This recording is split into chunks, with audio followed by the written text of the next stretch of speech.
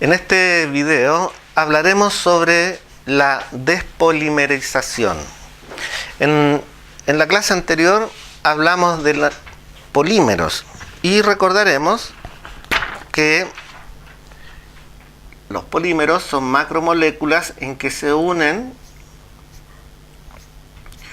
formando ya sea cadenas o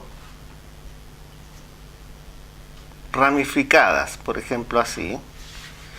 Y estas unidades que se repiten en unas largas series se les llamaban monómeros.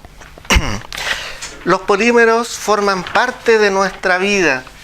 En un principio, cuando el ser humano descubrió esta tecnología, se maravilló porque había descubierto materiales que tenían características formidables, características mecánicas y químicas, que nos hacían liberarnos un poco de los productos naturales.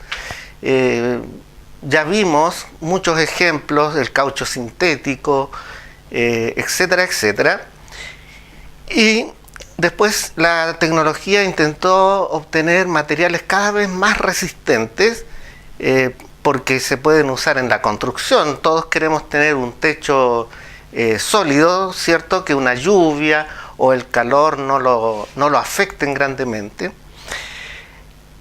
Pero con el pasar del tiempo, los materiales, estos materiales de plástico y otros polímeros empezaron a inundar el mundo porque aumentó el consumo de las personas y todos nosotros empezamos a consumir mucho plástico. Si ustedes piensan que es realmente malo la producción de polímeros y plásticos, piensen también que ustedes son consumidores de plástico. Sus celulares tienen mucho plástico, muchos polímeros, sus computadores, su ropa, sus zapatos, su casa, los automóviles, los buses, en fin, podemos decir que la contaminación, también nosotros, cada uno de nosotros somos responsables de eso. Y esto no es algo maniqueo, no es bueno ni malo, es algo que debemos solucionar.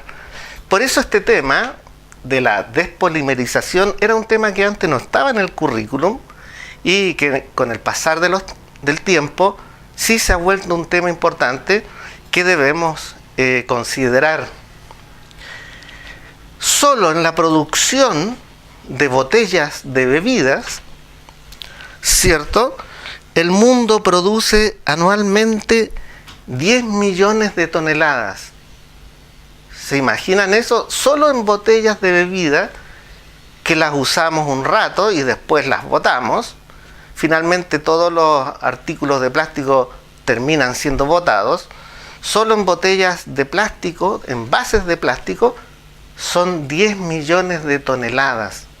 Imagínense todo lo demás. Entonces esto es un problema, por eso ahora debemos estudiar cómo despolimerizar. Y este es un tema bastante reciente, no hay mucha información al respecto y es algo que está en permanente estudio de aquí hasta siempre.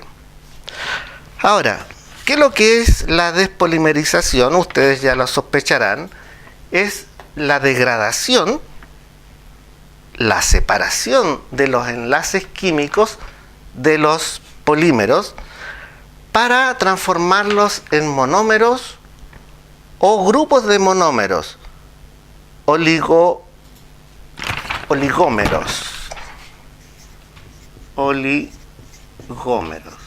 Lo que tratamos de hacer aquí es hacer que estos polímeros sean absorbidos nuevamente por la naturaleza y no se queden por 1000 años contaminando el mar, la tierra, en fin. He leído información en que el plástico está presente hasta en los alimentos. Hay micropartículas de plástico incluso en los vegetales que comemos. Por lo tanto, no sería extraño que en nuestro cuerpo haya micropartículas de plástico también. Es un problema. Ahora, lo que se pretende entonces es que a los polímeros,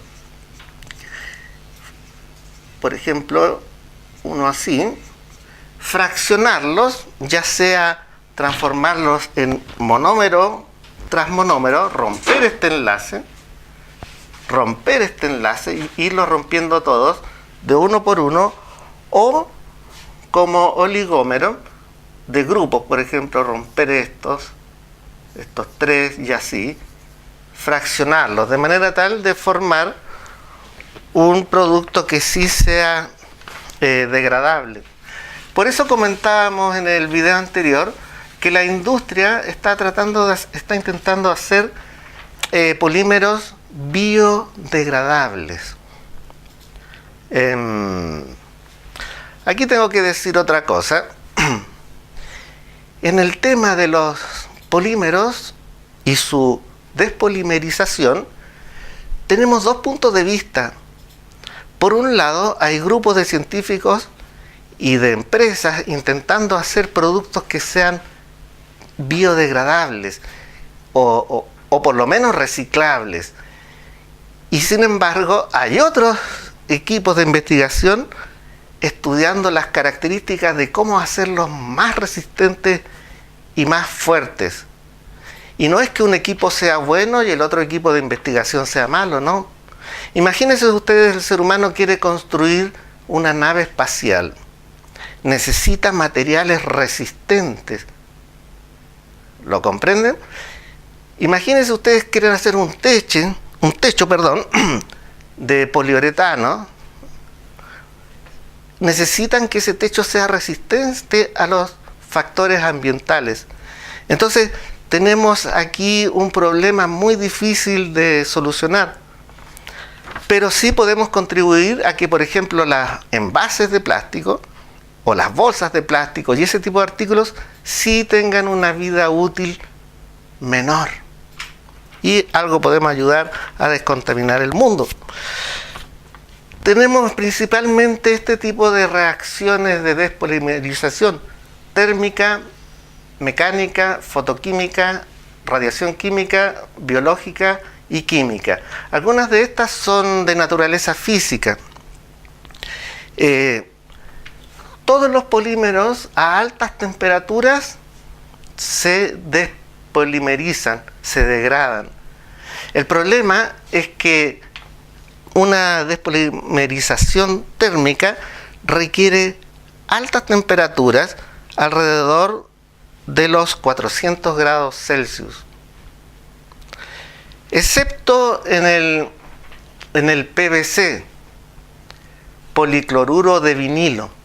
En el PVC, a temperaturas menores que 200 grados, logramos ya degradarlo. En general, los polímeros generados por adición se despolimerizan por alta temperatura. Y los por condensación, por ejemplo, las poliamidas y el poliéster, no despolimerizan térmicamente, a no ser que sean demasiado altas las temperaturas. La degradación mecánica consiste sencillamente en moler, triturar los productos plásticos a fracciones muy finas. La descomposición química de los polímeros se realiza mediante reactivos que tengan hidrógeno activo. Estos reaccionan con los grupos polares del polímero de condensación y en general se trata de una reacción de hidrólisis. La química. Hidrólisis. Hidrólisis significa romper los enlaces de hidrógeno. Ruptura de los enlaces de hidrógeno. Ahora, los polímeros expuestos a altas temperaturas tienen un notable deterioro en sus propiedades químicas y físicas, lo que se llama la vida útil. Materiales expuestos a altas temperaturas, por ejemplo en una fábrica, hay que tener cuidado con qué polímeros se usan, porque estos, si están expuestos a muy alta temperatura, no resistirán. Por ejemplo, la ruptura de la cadena principal del polímero libera oligómeros, y la ruptura de los extremos de la cadena libera monómeros. Y eso hace que las propiedades mecánicas del polímero se pierdan. Ahora, como les comentaba, este tema es de bastante actualidad y su investigación va a durar muchos años más. Recién estamos comenzando a preocuparnos de este tema. Y tenemos una investigación de algunos científicos interesados en ver la posibilidad del reciclaje químico. El reciclaje químico consiste en hacer despolimerizar el polímero de modo tal de obtener un producto que sea utilizable para otras cosas. Por ejemplo, obtener un combustible a partir de un polímero de desecho. Desechos plásticos como materia prima. Por ejemplo, el polietileno, policarbonato y poliamida, nylon, se ha estudiado cómo poder reutilizarlos. ¿En dónde encontramos el polietileno? En tuberías, en fibras, en envases, juguetes, etc. El policarbonato lo encontramos en planchas para la construcción, como lo mencionaba, porque es un material transparente, permite el paso de la luz, en techumbres, muebles, etc. Y el nylon se utiliza principalmente como fibra textil sintética para hacer ropa.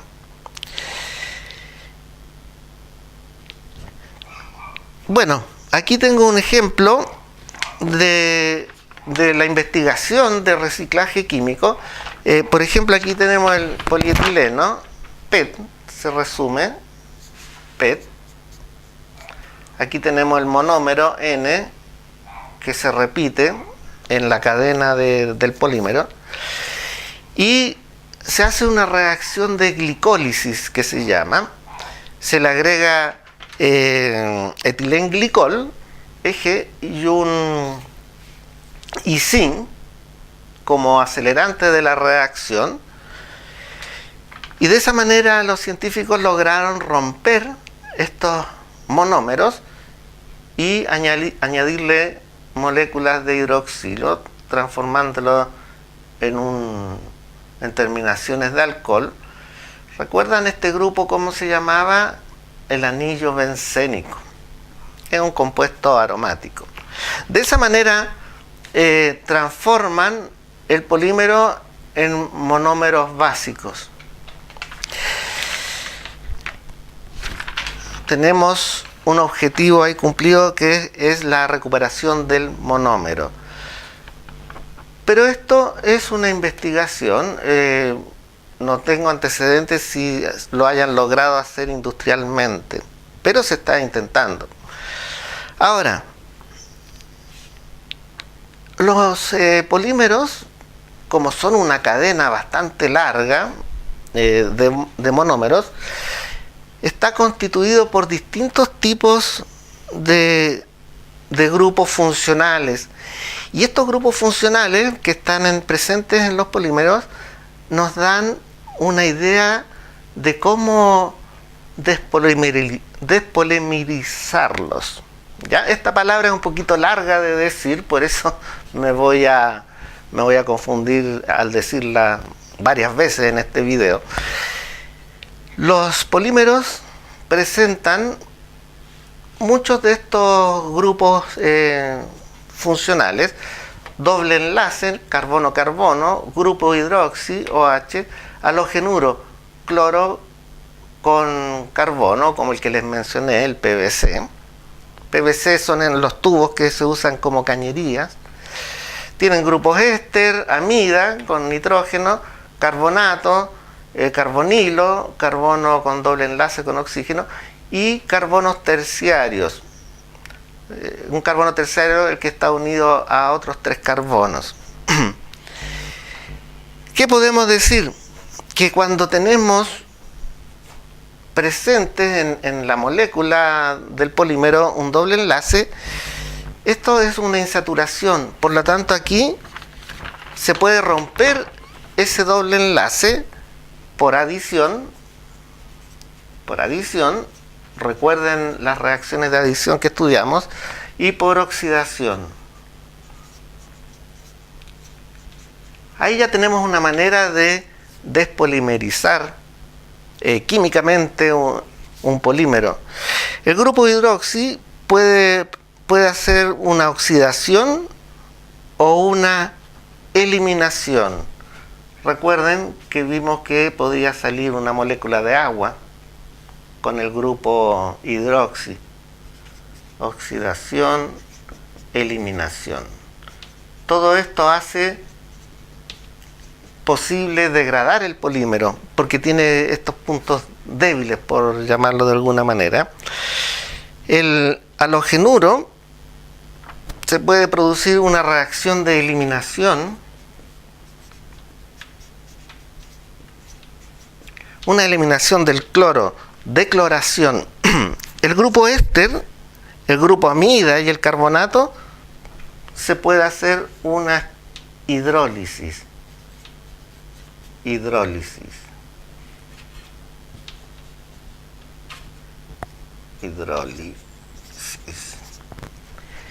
El grupo carbonilo, de nuevo tenemos una insaturación, pero aquí este grupo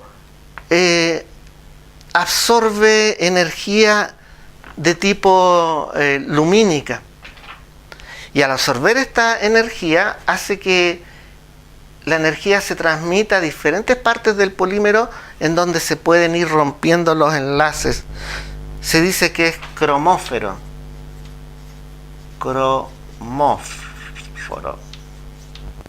Absorción de luz. Cromóforo. Y también si hay carbonos terciarios en la molécula del polímero, también hay un carbono terciario el que está unido a otros carbonos.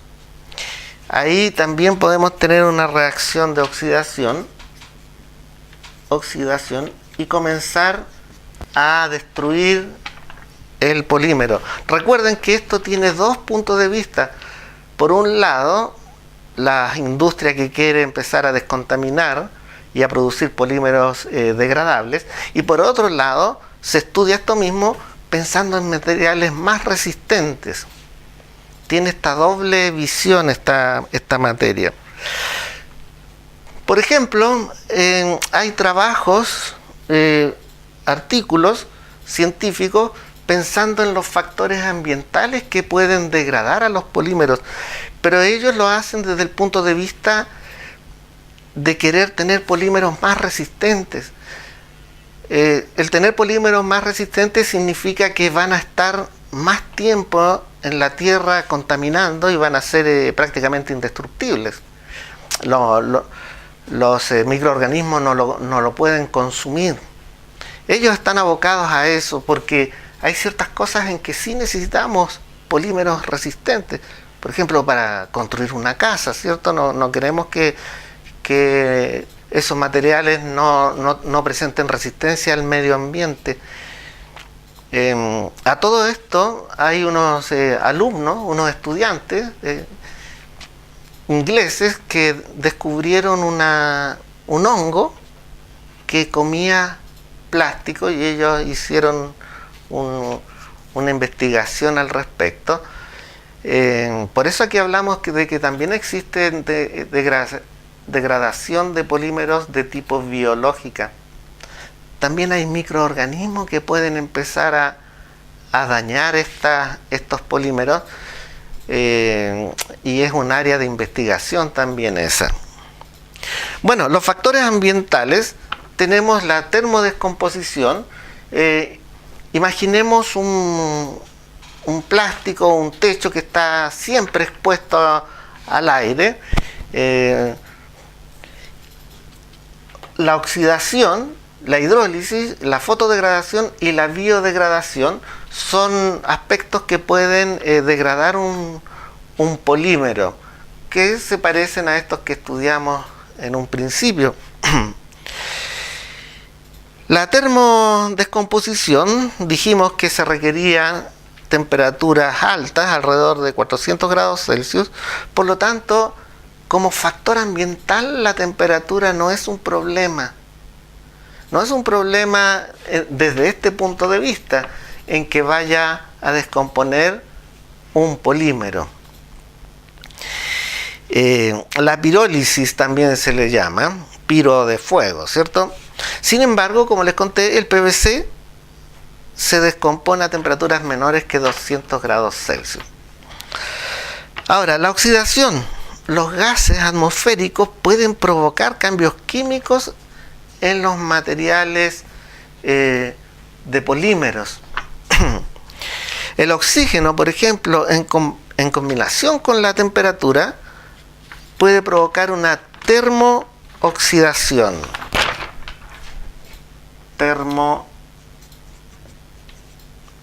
Termooxidación.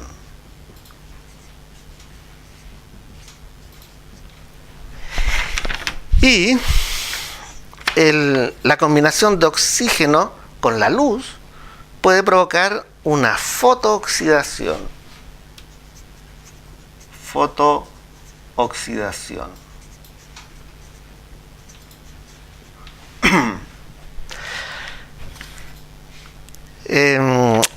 La oxidación ocurre en etapas parecidas a la polimerización que estudiamos también antes.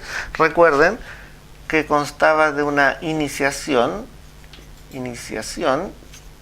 después una propagación para formar la cadena, propagación, y después una terminación que finaliza el proceso, terminación. Aquí tenemos, por ejemplo, el polímero, y aquí tenemos el calor actuando en conjunto con la luz del sol, y esto puede producir la iniciación del proceso de degradación oxidativa, y tenemos una ruptura homolítica ahí, y luego esto se propaga, el radical reactivo reacciona nuevamente con el oxígeno y forma un peróxido, que también es reactivo. Ese puntito significa que es un radical y pueda volver a reaccionar para finalizar el proceso, hasta llegar a un producto degradado más estable. Producto estable. La oxidación tiene los mismos pasos de la polimerización. Ahora, la hidrólisis. La hidrólisis afecta a los compuestos obtenidos por condensación, a los polímeros obtenidos por condensación, pero además se requiere la presencia de agua en un medio ácido o básico. Deben existir grupos hidrolizables, como en el poliéster, las poliamidas y el poliacetato de vinilo. Grupos hidrolizables, ¿ya? Como estos. Estos grupos se pueden atacar mediante hidrólisis. Desde el punto de vista de esta investigación es lo que ellos no quieren. Imagínense, por ejemplo, necesitamos hacer un puente Y parte de los materiales que protegen la base del puente que está en el agua, en el mar, debe llevar materiales de polímeros. Entonces ellos no estudian cómo hacerlos degradables, sino al contrario, cómo ser un material resistente a la acción del agua. Y si ellos miden el pH de esa agua y resulta que es ácida o es básica, peor aún para ellos, desde este punto de vista, porque podrían atacar estos grupos funcionales del polímero produciendo una hidrólisis. Ellos investigan justo lo contrario de estas otras investigaciones, porque no es que sean malos científicos, sino que ellos pretenden hacer materiales seguros para nuestra vida. Esa es la contradicción que tenemos en este momento con el tema de los polímeros. Ahora, la fotodegradación, podemos decir que se debe a que los fotones de la luz poseen energía. Un mol de fotones tiene 119.255 kilojoules por mol de energía. Los fotones debemos pensarlo como pequeñas partículas luminosas que están chocando constantemente contra cualquier material.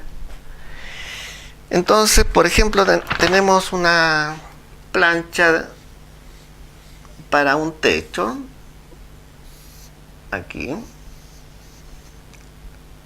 ahí, de un material de polímero. Entonces la luz incide sobre este material constantemente, porque es un factor medioambiental, la luz solar.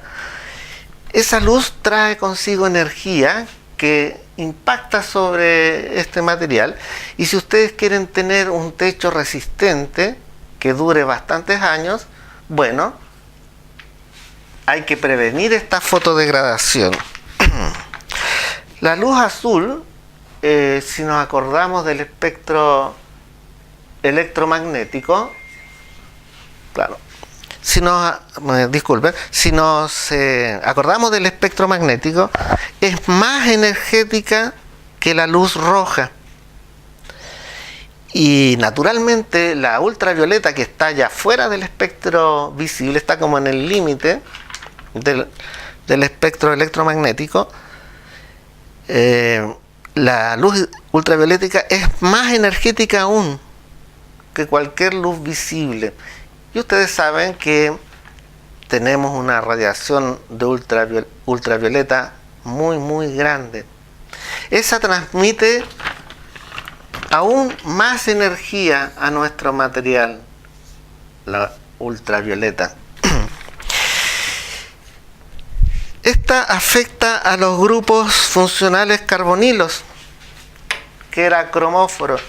Absorbe esta energía y se propaga a través de la cadena del polímero, afectando los enlaces CH, que son más débiles.